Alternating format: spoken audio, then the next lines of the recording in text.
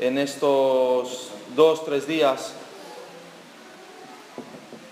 La verdad es que Dios me ha quebrantado y he llorado por 2 causas. La primera fue el jueves.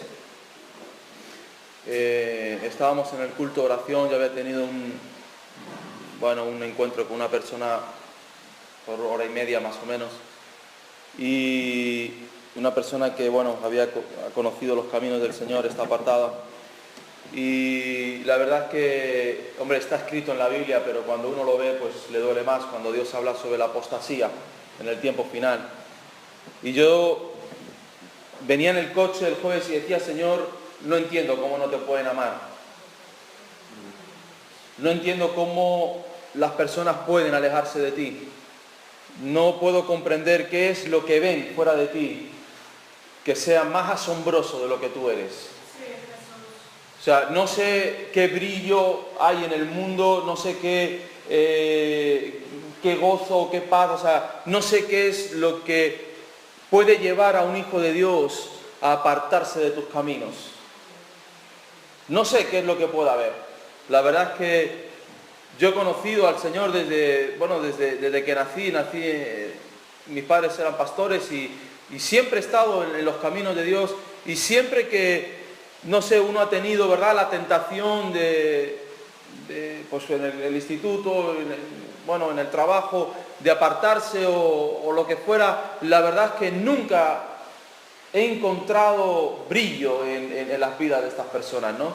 Veía a mis compañeros de instituto y yo decía, cambiar lo que tengo por lo que estos tienen, no sé dónde está el beneficio del cambio, ¿verdad? Alguien cambia algo porque mejora, ¿sí? Uno cambia una casa por un chalet y un chalet por un palacio, ¿verdad? Nadie va a cambiar un palacio por una chabola, ¿verdad? Es incomprensible. Y la verdad es que lloraba y decía: Señor, perdona, ¿verdad?, el pecado de tu pueblo en este tiempo, que es haberse apartado de ti.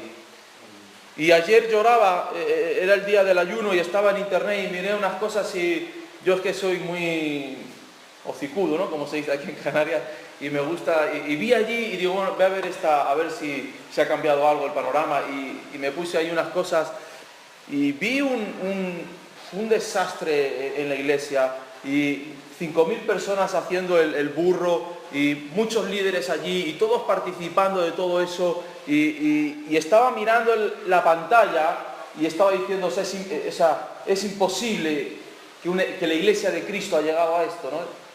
Y veía cómo estaban ahí gritando y revolcándose y haciendo un montón de cosas, y empecé a llorar y a decirle: Señor, esto tampoco es tu iglesia. Vamos a ir al libro de Jeremías, capítulo 2. Porque necesitamos tener una visión clara de lo que es la iglesia de Cristo, hermanos. La iglesia de Cristo no es un circo, la iglesia de Cristo no es un espectáculo, la iglesia de Cristo tampoco es el lugar donde yo vengo a que me den todo, a que me soben todo el día, que me digan lo guapo que soy, lo bonito que soy, lo extraordinario que soy, ¿verdad? Y que cuando me vean que estoy sufriendo, pues vengan todos a decirme: ay, pobrecito. No, la iglesia de Cristo es lo que vamos a ver hoy. Amén. Esa es la iglesia de Cristo. Y dice en Jeremías capítulo 2, versículo 13: porque 2 males ha hecho mi pueblo.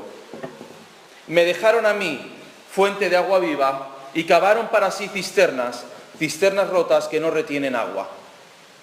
Dios está diciéndole a través del profeta Jeremías a su pueblo. No se lo está diciendo a los contemporáneos de su tiempo, hermano, porque la palabra profética trasciende los siglos y trasciende, ¿verdad?, las edades, y trasciende las generaciones. Hablo de la palabra profética, no de la que tenemos en el día de hoy, que no tiene nada que ver con la palabra profética, sino con la palabra profética más segura que dice Pablo, que es la palabra de Dios. Jeremías estaba inspirado por el Espíritu Santo cuando estaba advirtiendo esto al pueblo, y le dice: hay 2 males que ha hecho mi pueblo. Me dejaron a mí fuente de agua de vida, y cavaron para sí cisternas rotas que no retienen agua. Una cosa, verdad, es que los paganos carecen de luz. Las personas que están fuera de la iglesia no entienden lo que es la inmensidad del pecado. Las personas que no han conocido a Dios, hermanos, son personas, como ya y estamos estudiando a través del ocultismo, Satanás ha cegado sus mentes, ha puesto un velo delante de ellos y no comprenden la identidad de pecado que ellos llevan. Saben que hacen mal cuando adulteran, ¿verdad? Y engañan a sus mujeres. Saben que hacen mal cuando roban en el trabajo. Saben que hacen mal cuando son agresivos, pero no entienden la dimensión de la palabra pecado. No son conscientes de que viven en una vida de pecado. Y lo doloroso es que los hijos de Dios que han conocido al Dios verdadero hayan dejado a Dios.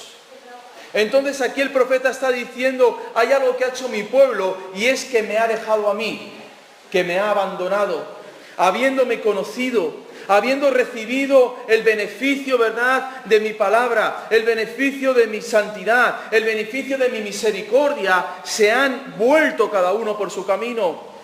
Hay algo que los paganos no tienen y es ese pecado de haber abandonado a Dios. Pero la Iglesia de Cristo, en este tiempo del siglo XXI, ha abandonado los caminos de Dios. Ha salido, ¿verdad? Y ha encontrado en el mundo algo que los ha atraído de una manera mucho más fuerte de lo que puede haberles atraído Dios. Y esto es algo que el profeta está diciéndole al pueblo de Dios y le está diciendo, Dios tiene dos cosas contra ti. Que me has abandonado, que me has dejado, que yo te he enseñado mi palabra, que yo he hecho milagros delante de ti, que yo te he llevado por lugares de bendición, que yo te he llevado por lugares donde tú antes no conocías y aún así te has apartado de mí y has ido tras los ídolos del mundo. Y hablamos como ídolo cualquier cosa que ha ocupado el lugar de Dios. Puede ser una novia, puede ser un novio, puede ser un negocio, puede ser cualquier cosa que hemos quitado a Dios y hemos dicho, bueno, este tiempo que yo le dedico a Dios, este tiempo, esta energía que yo le dedico a Dios, lo voy a quitar y lo voy a dedicar para ganar a esta mujer, para ganar a este hombre, para ganar este dinero. Eso, hermanos, ya es idolatría. El quitar a Dios del lugar que le corresponde. Y hemos oído en esta mañana cómo debemos de amar a Dios, cómo debemos de estar con Dios con todas nuestras fuerzas y con toda nuestra mente y con todo nuestro corazón. Y esa es la iglesia de Cristo, hermanos. Una iglesia que ama a Dios sobre todas las cosas. Que ama a Dios no por lo que Dios le bendice, no por lo que Dios le da, no por lo que Dios le ha hecho, sino porque Dios es Dios. Porque Dios ha perdonado nuestros pecados. Y yo le decía a Dios en estos días, cuando yo veía a estas personas que pasaban de Dios, digo, Señor, ¿qué es el hombre? O sea, ¿qué hemos hecho nosotros para que viniese Jesús a morir por nosotros? ¿Qué hicimos cada uno de nosotros? Para que te acordases de nosotros. Para que dejases toda tu gloria y todo tu poder y te vinieras a vivir con nosotros, las criaturas que habíamos caído en el pecado. Porque, hermanos, no tenemos nada que ofrecerle a Dios. No tenemos nada que ofrecerle a Dios. Y esta es una de las grandes mentiras que nos han enseñado en el Evangelio, y es decirle, como muchas veces predicamos a algunos, dale una oportunidad a Dios. La criatura pidiéndole y dándole una oportunidad al Creador. Y yo le decía a esta persona, el jueves le decía, mira a ver si Dios todavía va a tener misericordia de ti. Porque nos pensamos que en cualquier momento podemos volvernos hacia Dios. Y Dios dice, si hoy escuchas mi voz, no endurezcas tu corazón. ¿Por qué? Porque no sabes cuántas oportunidades más vas a tener en la vida. Y le decimos a la gente, dale una oportunidad a Dios. En vez de decirles, clama a Dios, a ver si Él todavía quiere escucharte. Amén. A ver si Él todavía te quiere oír. Pero nos volvemos dioses, hermanos. Y aún dentro de la iglesia nos volvemos dioses y exigimos a Dios las cosas y le pedimos a Dios las cosas, en vez de, como dice Daniel en el capítulo 9, que dice, no venimos a ti amparados en nuestras obras, sino en tus infinitas misericordias. porque no podemos ir delante de Dios sino solo por las misericordias de Dios. Dice Jeremías más adelante: oh Jehová, esperanza de Israel, todos los que te dejan serán avergonzados, y los que se apartan de mí serán escritos en el polvo, porque dejaron a Jehová manantial de aguas vivas. Hay escasez cuando tú te sales de los caminos de Dios. El salmista dice: porque contigo está el manantial de la vida, en tu luz veremos la luz. Hermanos, solamente aferrados a Cristo, solamente aferrados a Dios, podemos encontrar las aguas vivas. Estas cisternas que las personas abren, porque claro, cuando tú estás en los caminos de Dios, sin que tú te des cuenta tienes paz, sin que tú te des cuenta tienes felicidad. Sí, Señor. Amén. Estás en un estado bien de tu alma, de tu vida, sin darnos cuenta. Pero cuando dejas los caminos de Dios, comienzan a venir los miedos, comienzan a venir los temores, las inseguridades, no sabes lo que va a pasar. Entonces, ¿qué hace el hombre? Levanta cisternas, crea cisternas. En Oriente, por la escasez de aguas, era muy común levantar estas cisternas que eran como agujeros en la tierra, puestos con piedra, o también recipientes de barro, para que cuando las lluvias cayesen, poder retener el máximo de agua. El problema es que como son aguas estancadas y como son aguas que solamente caen de vez en cuando por las lluvias, la tierra absorbe ese agua o la evaporación se lleva ese agua. Entonces nos encontramos que cuando tú dejas los caminos de Dios y comienzas a cavar otras cisternas diferentes, esas cisternas se van a quedar secas. Y nos creemos que con el placer del sexo vamos a poder tener más felicidad, cisterna rota. Y nos creemos que con el dinero vamos a ser más felices, cisternas rotas. Y nos creemos que con una posición social grande vamos a ser más felices, cisternas rotas. Nada de lo que el hombre pueda construir con sus vidas para su alma tendrá la capacidad de darle y de quitarle la sed. Nada. Todo se evaporará, hermanos. Todo se perderá por las piedras. Todo se perderá por la tierra. Nada quedará en pie, hermanos. Porque somos criaturas y no somos creadores. No tenemos la capacidad de crear amor. No tenemos la capacidad de crear felicidad. No tenemos la capacidad de crear bienestar, porque solo eso viene de parte de Dios. Dios es el autor del amor, Dios es el autor de la vida, Dios es el autor de la felicidad, Dios es el autor del sexo, Dios es el autor de todo eso. Y Dios lo pone todo en un nivel y bajo unas normas, y Dios le dice al hombre: estando bajo esta cobertura, tú serás feliz.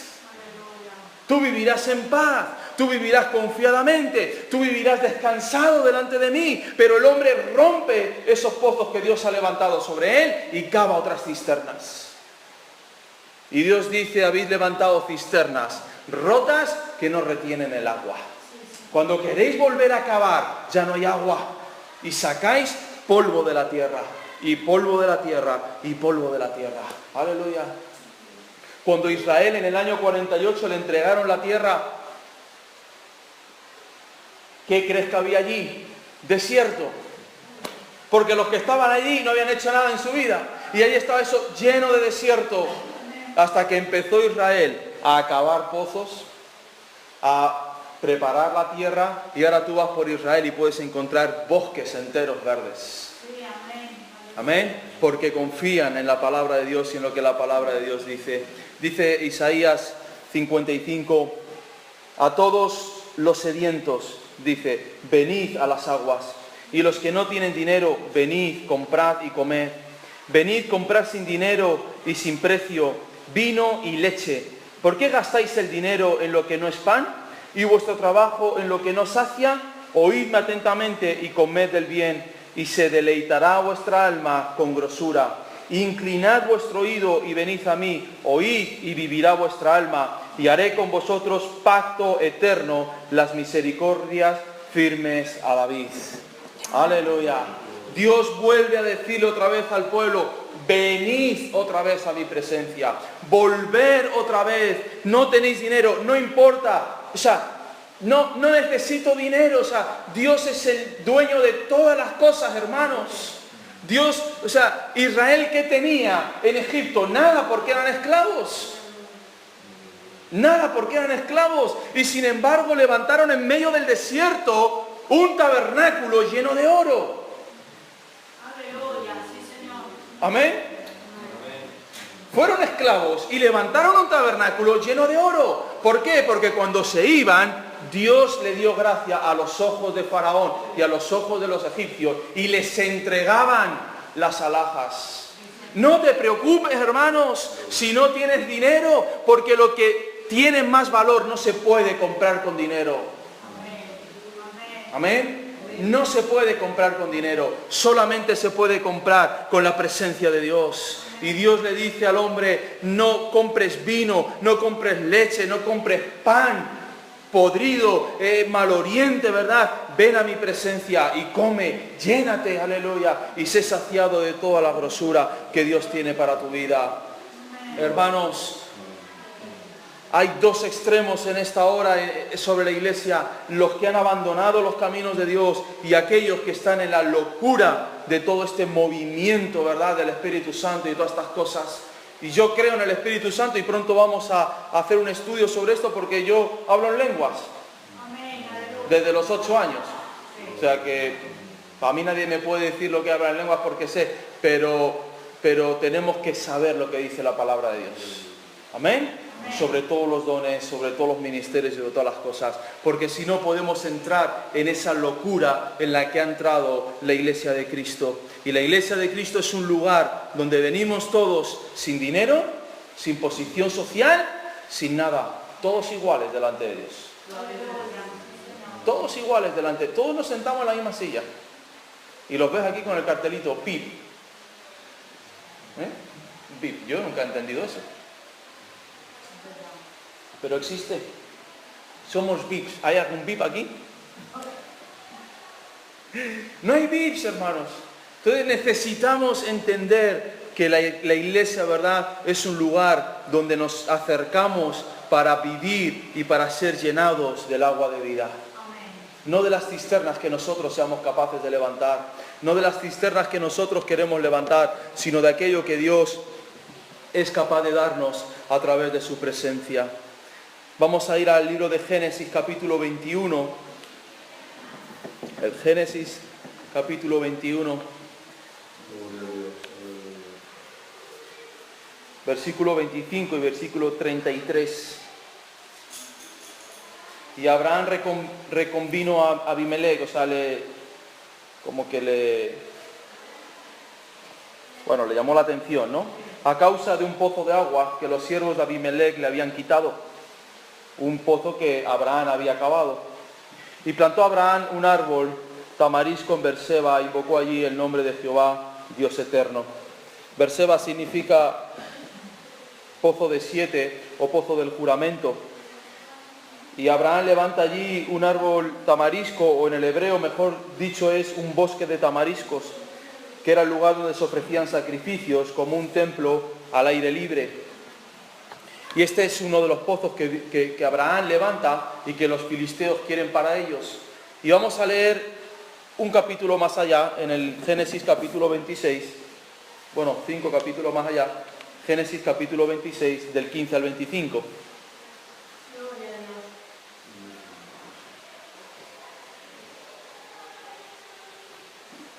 Dice, y todos los pozos que habían abierto los criados de Abraham, su padre, en sus días, los filisteos los habían cegado y llenado de tierra. Entonces dijo Abimelech a Isaac, apártate de nosotros, porque mucho más poderoso que nosotros te has hecho.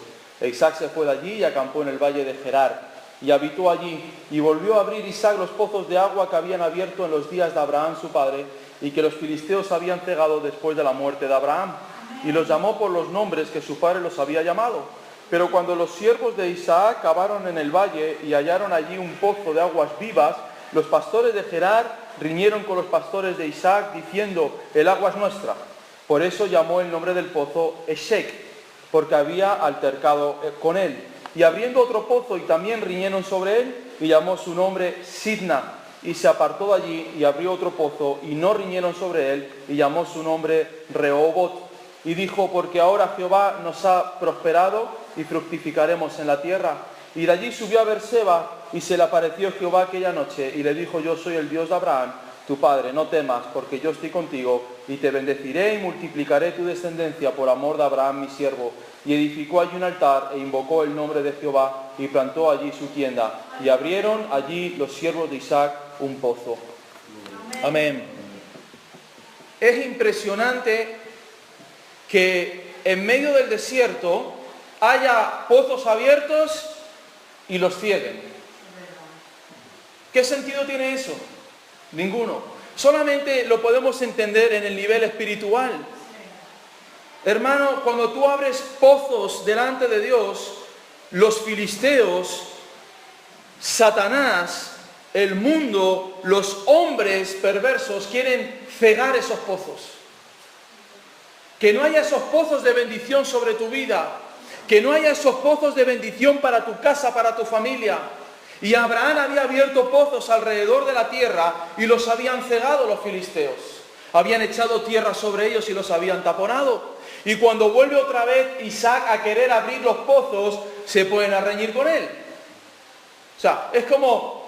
O sea, la historia no tiene ningún sentido, ni tiene ni pie ni cabeza. O sea, le dices a la persona, bueno, has cegado los pozos que mi padre abrió, nadie los usa, ahora vengo yo, los quiero volver a abrir, los abro y ahora los quieres tú. Y así nos pasa muchas veces en nuestras vidas con Satanás. Abrimos los pozos que Dios quiere bendecir nuestras vidas, quiere bendecir nuestro matrimonio, nuestra familia, nuestra iglesia, pero Satanás quiere cegar esos pozos, porque sabe la bendición que hay en esas aguas vivas. Sabe la bendición que hay en la presencia de Dios. Y déjame decirte, quizás a lo mejor has dejado que el enemigo haya taponado esos pozos sobre tu vida. Quizás has pasado por momentos donde las dificultades o los problemas o el pecado te han llevado a apartarte de Dios y has cegado esos pozos que Dios abrió un día. Y los quieres volver a abrir. ¿Y qué va a pasar? Que te vas a enfrentar con el enemigo. Porque el enemigo no quiere que reabras esos pozos. Porque en esos pozos está la vida. Porque en esos pozos está el agua que va a traer bendición a la tierra. En esos pozos está la bendición de Dios para tu casa. Y no quiere que vuelvas a abrir esos pozos. Y Isaac comienza a abrir uno de los pozos. Y el primer pozo lo tiene que llamar Eshek, que se llama altercado o contención.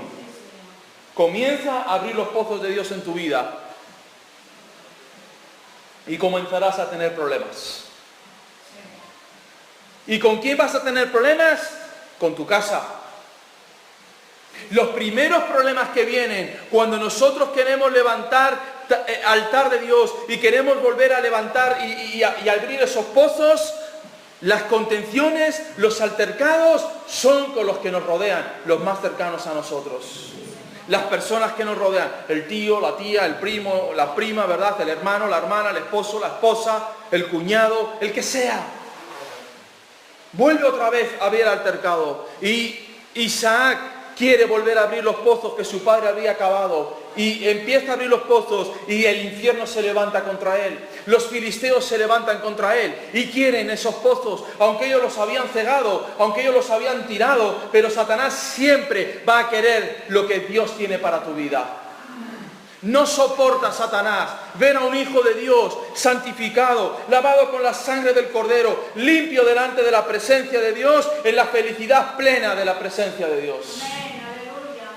Satanás quiere corromper tu vida. Satanás quiere corromper tu familia. Satanás quiere que tú caigas en el pecado para que seas igual que él, exactamente igual que él, rebelde a las palabras de Dios. Y que vivas en la sequedad en la que viven los demonios.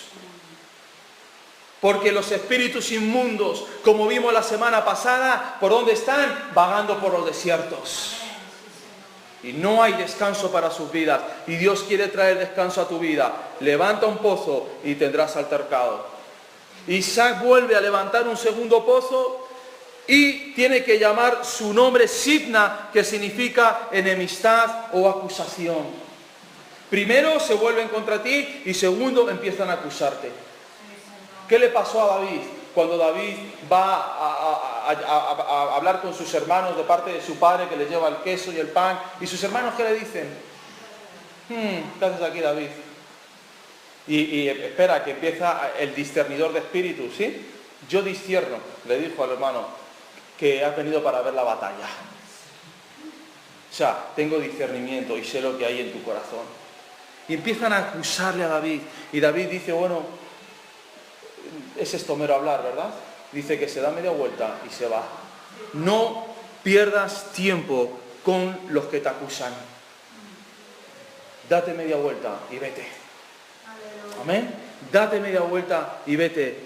No entremos en discusión con las personas que nos acusan. Siempre nos acusarán porque queremos abrir pozos. Amén. Aleluya. Amén. Y cuando un hijo de Dios se pone delante de Dios y quiere hacer la obra de Dios, el infierno alrededor se levanta, hermanos. Y aún utiliza a los mismos llamados cristianos para traer acusación contra tu vida.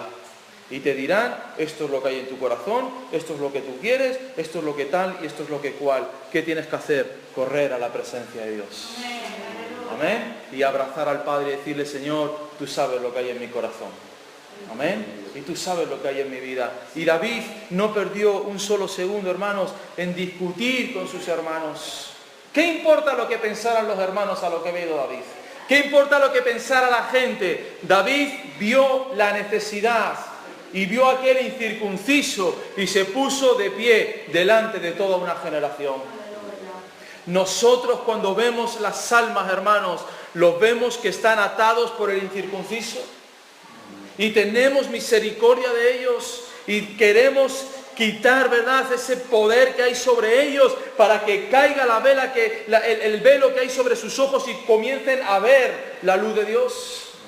O estamos a gusto en nuestros hogares, estamos a gusto en nuestros televisores, estamos a gusto en nuestras casas comiendo comida china que hemos llamado por teléfono y nos han traído la comida china calentita a casa. Ay, qué a gusto estamos viendo la televisión y la película. ¿O hay algo en nosotros que se mueve, hermanos, por esta generación?